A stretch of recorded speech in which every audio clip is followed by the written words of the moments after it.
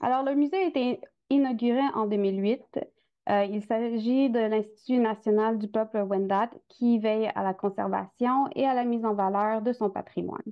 À travers son exposition permanente, Territoire, Mémoire, Savoir, son calendrier d'exposition temporaire, ses activités et ses ateliers thématiques, le musée réalise son mandat d'enseignement et de vulgarisation des connaissances de l'histoire, de la culture et des arts du peuple Huron-Wendat. Notre exposition permanente est maintenant fermée. En fait, on est en train de la renouveler. Alors, je vais en parler un peu plus euh, plus tard dans la présentation de notre belle exposition à venir. Alors, un peu d'histoire sur le musée. Euh, Depuis le 17e siècle, les grandes familles Wendat ont veillé à sécuriser et conserver des ensembles très distincts de leur patrimoine historique. En 1977 et encore en 2006, le ministère de la Culture et des Communications du Québec a reconnu l'importance de ces avoirs uniques et classait patrimoine culturel du Québec tout près de 350 objets de la collection Huron-Wendat. Depuis les années 80, une succession d'agents culturels Wendat ont été mandatés par le Conseil de la Nation Huron-Wendat afin d'assurer la continuité de cet esprit de continuation. Ces responsables ont su inventorier, regrouper de nombreux biens culturels, consolidant ainsi la base de la collection de l'actuel musée Huron-Wendat. Ils ont assuré une sauvegarde déterminante menant à la création du musée, suivant la volonté directe du Conseil de la Nation Huron-Wendat en 2008. Le musée Huron-Wendat a pour mission de préserver, conserver et rendre accessible à Wendake le patrimoine matériel des Huron-Wendat pour les générations futures. Conserver, augmenter les connaissances liées au patrimoine et à la culture Huron-Wendat, présenter et transmettre la richesse de ce patrimoine matériel et immatériel aux membres de la nation, mais aussi aux échelles nationales et internationales. De quelle façon? Par l'authenticité du contenu de nos expositions, activités et projets, le respect de la culture et du patrimoine Huron-Wendat et de ceux de Premières Nations, et l'excellence comme but à atteindre tous nos projets. Nous proposons une expérience unique, un voyage au cœur du monde de la vie Huron-Wendat. Entre démocratisation et démocratie culturelle, la médiation culturelle combine plusieurs objectifs. Donner accès et rendre accessible la culture au public le plus large. Valoriser la diversité des expressions et des formes de création. Encourager la participation citoyenne, favoriser la construction de liens au sein de collectivités, contribuer à l'épanouissement personnel des individus, au développement d'un sens communautaire. Alors, le musée n'est pas seulement une seule bâtisse. Nous avons d'autres lieux sur lesquels nous avons des responsabilités. Alors, on a la maison de Sawanui, qui est la belle maison blanche, qui a été construite en 1807 et achevée en 1820. Elle a été habitée par l'un des derniers chefs héréditaires de la nation Huron-Wendat. En ce moment, elle contient notre boutique, mais aussi une salle d'atelier.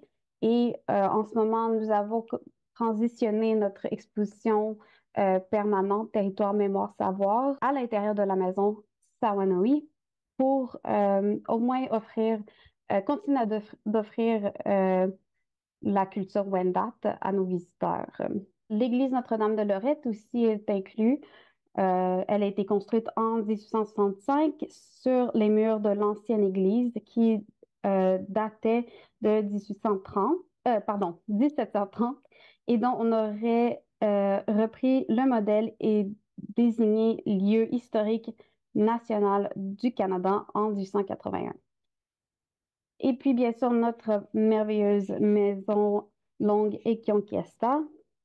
Depuis 2013, Elle a une grande palissade et est reconstituée selon les recherches empiriques par un archéologue spécialiste et construite avec des participants de la communauté.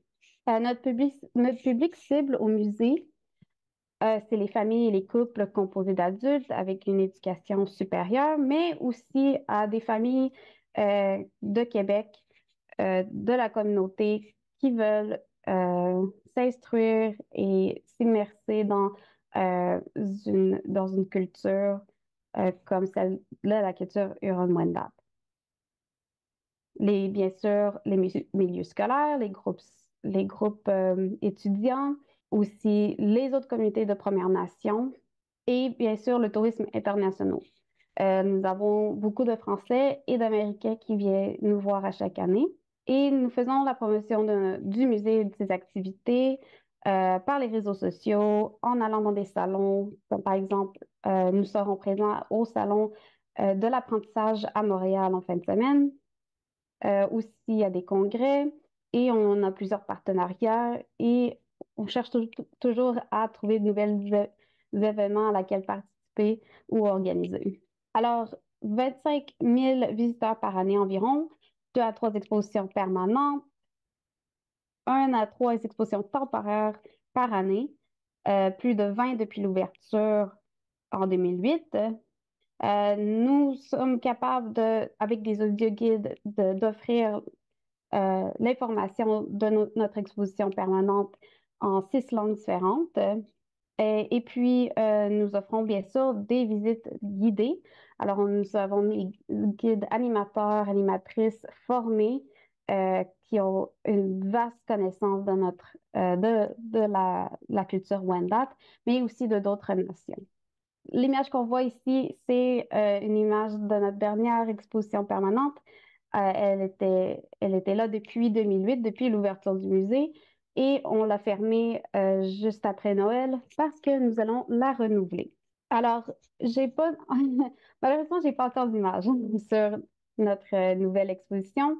Je peux vous donner une brève description à quoi on peut s'attendre.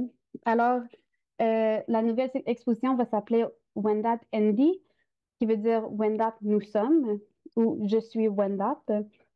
Et on va vraiment avoir une exposition qui vient de la perspective de personnages d'importance historique comme Nicolas Vincent Tsawanoui qu'on voit en portrait.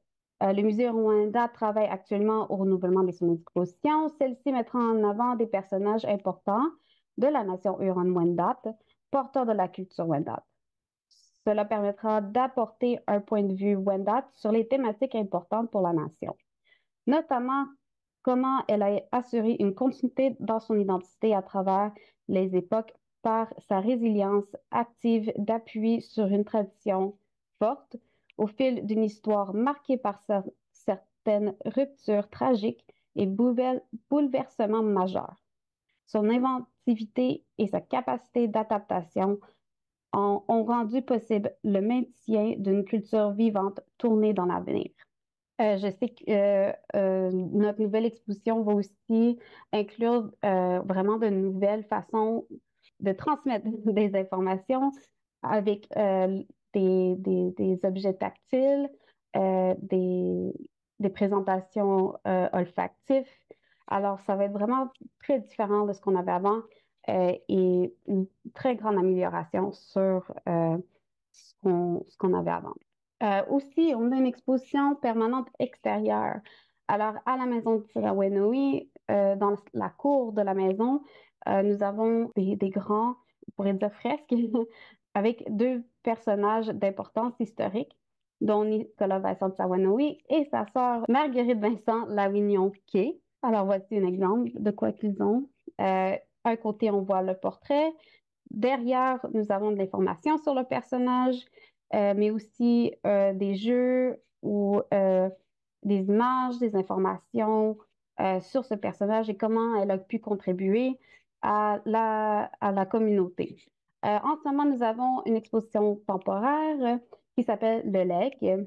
L'exposition euh, explore les valeurs immémoriables des Premières Nations. Elle est une idée originale du créateur Louis-Carl Picard-Sioui, qui enseigne également la métarécit. Le legs qu'on questionne à travers la voix des auteurs ce que les nations originelles de l'île de la Grande Tortue offrent à l'humanité en termes de savoir-être et de principes philosophiques. Alors, avec nos expositions temporaires, on essaie vraiment d'inclure des membres de la communauté Wendat et de d'autres nations dans la région. Alors, beaucoup d'artistes Wendat ont présenté leurs œuvres dans notre exposition temporaire, notre espace pour exposition temporaire. Alors, voici une image de quoi elle ressemble en ce moment. Aussi, on n'a pas seulement des expositions, mais des ateliers qu'on offre au public. Alors, une qui est très populaire est le bâton de la parole. Le bâton de la parole n'est pas uniquement une tradition Wendat, mais quelque chose qui appartient à tous les peuples autochtones. C'est une belle façon d'apprendre à communiquer, de transmettre un savoir et de façon à ce que tout le monde est respecté et entendu. Et bien sûr, la belle poupée de maïs qu'on offre aussi souvent comme atelier pour les jeunes. Alors, ils fabriquent leur poupée de maïs et la ramènent avec eux. Nous, on essaie aussi tout le temps de trouver des nouvelles façons d'attirer les gens à venir nous voir. C'est ce printemps, durant la semaine de relâche, on a démontré comment les Wendat faisaient cuire leur poterie pour les faire durcir pour les fabriquer. Un de nos guides, Éric Blouin, qui vraiment a fait beaucoup d'études pour apprendre comment les faire, a pu démontrer cette technique. Nous avons aussi invité des aînés de la communauté à venir en parler. Alors, on s'assure que c'est ouvert, même si nos guides sont peut-être allochtones. On s'assure qu'on n'empiète pas non plus sur le patrimoine et les aînés qui sont déjà présents. On les invite, on veut qu'ils viennent, on veut entendre leurs histoires, leurs connaissances. Notre musée fait partie du répertoire culturel éducation, en plus d'être admissible à la mesure 15061 de sensibilisation aux réalités autochtones via Collecte Info pour les remboursements. Alors, veux pas, c'est difficile comme enseignant de trouver les ressources monétaires pour faire sortir ses élèves de la classe. Alors, au moins, nous faisons partie de ce répertoire-là et on peut être un peu plus accessible à nos étudiants. Alors, sur place, on offre pas seulement des visites guidées, mais aussi des ateliers, des activités dont le troc de la Maison Longue au Wigwam. Alors ici, on n'apprend pas seulement sur l'histoire des Huron-Wendat, mais aussi sur les Premières Nations en général, dont comment les peuples algonquins et iroquoiens interagissaient et comment ils faisaient leur troc.